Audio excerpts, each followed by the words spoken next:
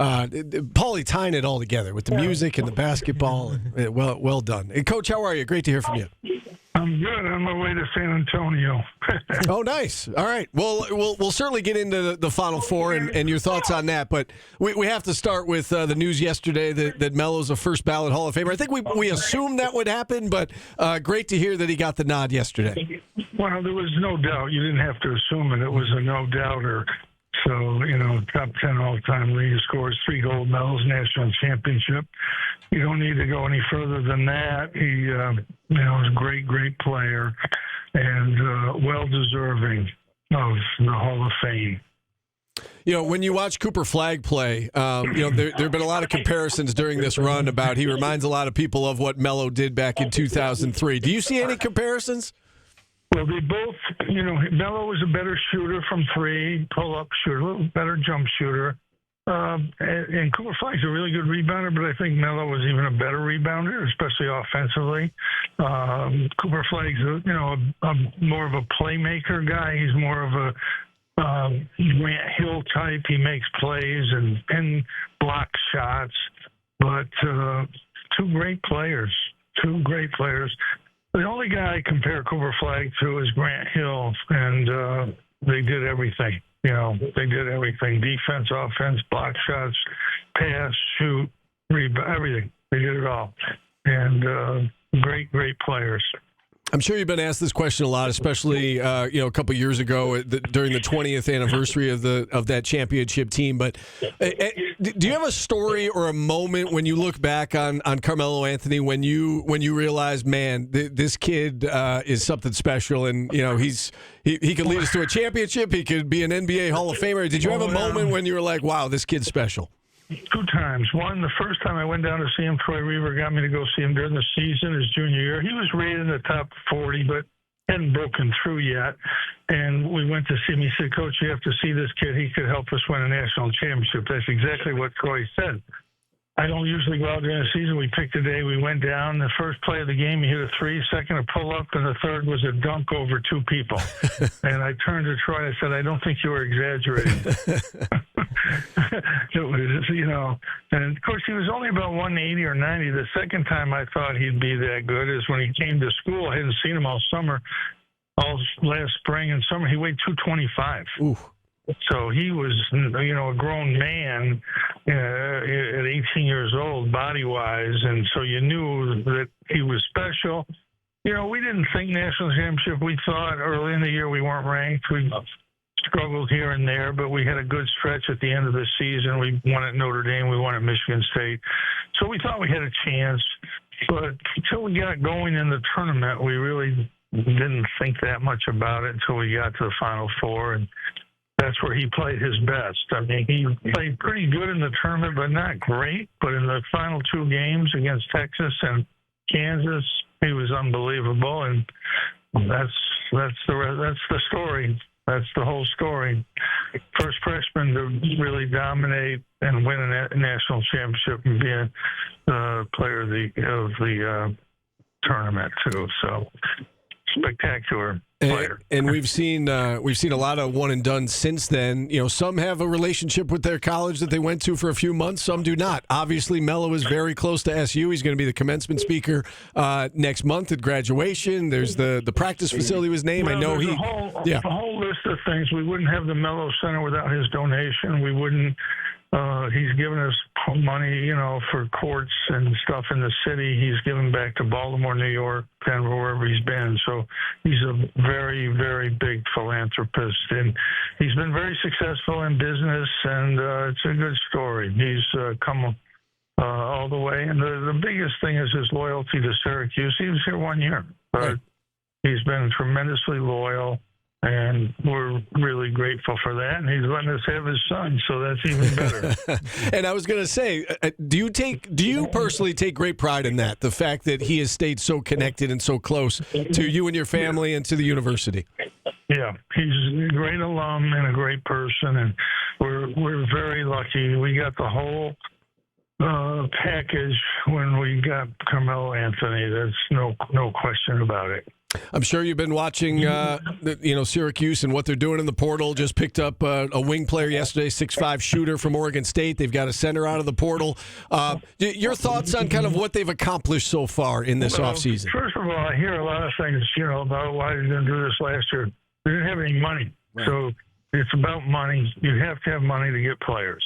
And the price has gone up.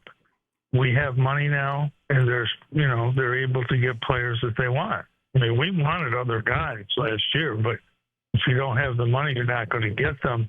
They have the money, and they've retained the two guys they had to retain.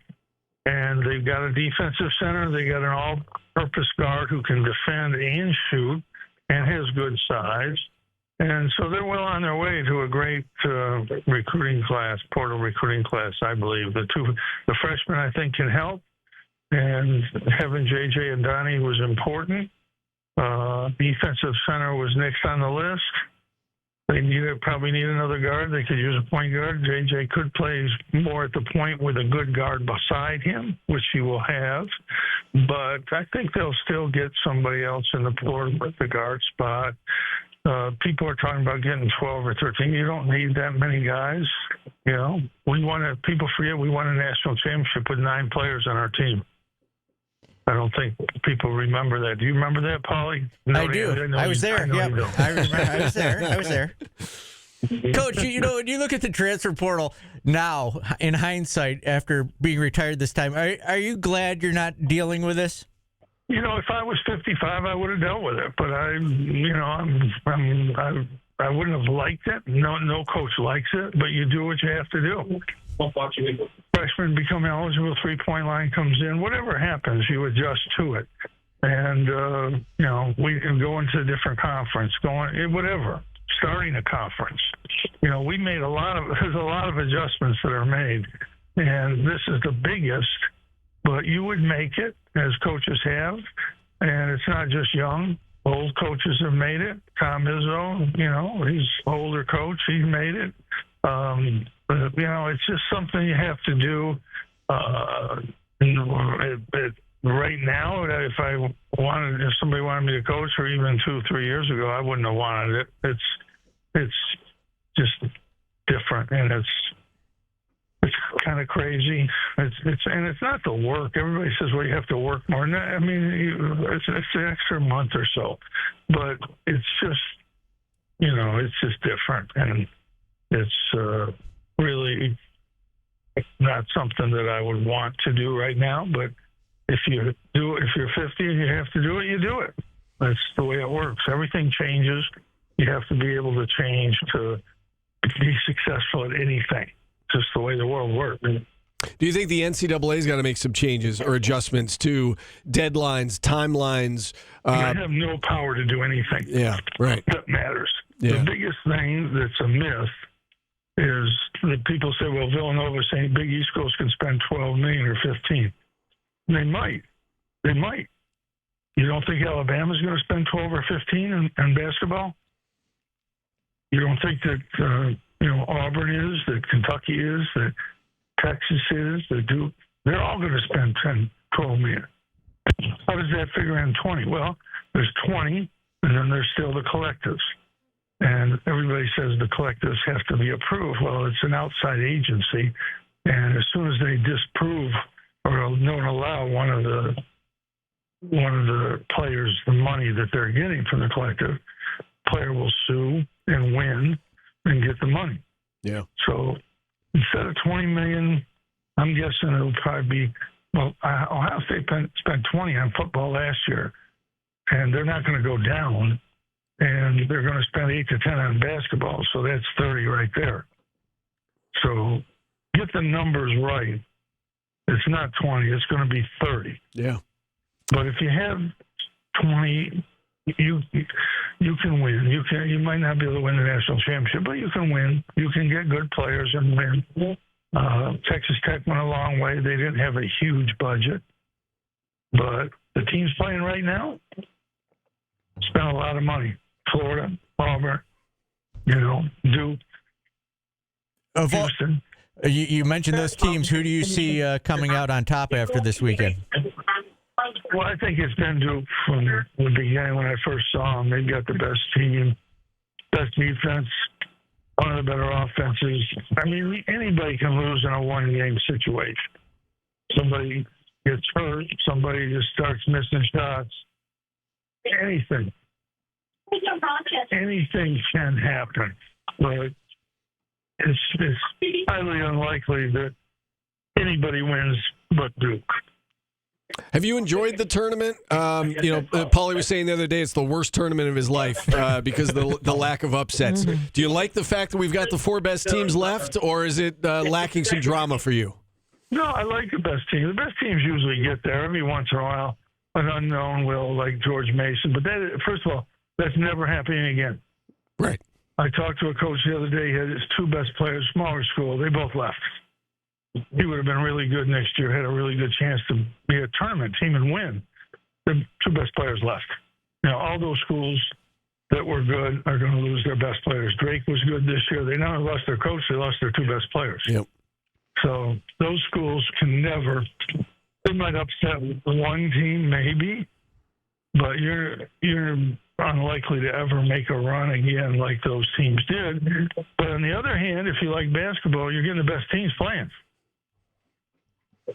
Sweet 16, you're going to have the best teams there, and those should be the best games. They're not always, but they should be. This should be a really good Final Four, but you never know what happens in these games. But they're the best teams are there. Yeah, we shall see. Duke and Houston in one semifinal, Auburn, Florida in the other on Saturday night. Coach, we'll let you get down there. Enjoy your time in San Antonio. Enjoy the Final Four, and thanks for the time. We look forward to chatting again soon. Thanks, guys. All right, Jim.